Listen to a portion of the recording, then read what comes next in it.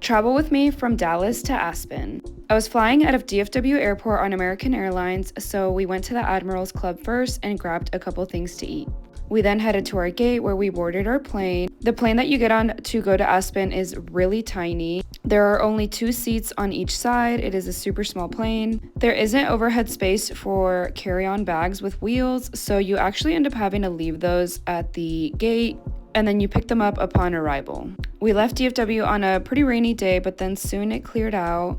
And then we landed after about an hour and a half. This was actually a super quick flight. To deplane, we walked down into this little ramp and then we're basically at the airport. This is obviously not a traditional airport. It is one of the tiniest airports I've ever been to, if not the tiniest. Soon after landing, I discovered that my luggage was not on the plane, but not to panic, I discovered that I ended up actually getting a credit to spend with American Airlines because they did not deliver my bag. So we headed to our Airbnb, which was right in Aspen town, which was perfect. The location was great. We were able to walk everywhere. So we all got ready. I was super excited because I was actually gonna get to go on a shopping spree on American Airlines.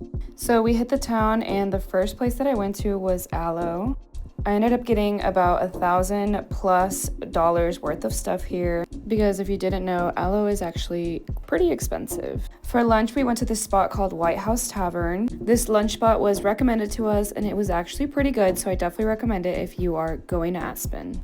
After lunch, we did some more shopping, so I ended up getting a couple more t-shirts. I then went to this luxury store for some really nice ski gloves, which came in handy. And then lastly, I ended up going to this boot store where I got my very cute moon boots. I am so obsessed with these. So yeah, if the airline ever loses your luggage, you are entitled to a reimbursement from them for your essentials. Okay, so after shopping, we headed to the spot called Ajax Tavern. This is an Apres ski spot, but whenever we got there, it was pretty much over.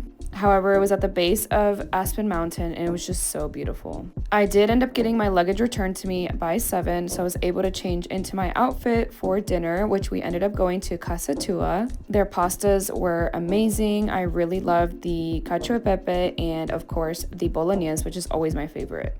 After dinner, we headed to the spot called Hooch. It is an underground speakeasy sort of bar. It was actually super packed for a Wednesday and they had amazing cocktails. I really loved this cocktail called the Red Bottom, so if you like sweet drinks like me, you'll definitely like this.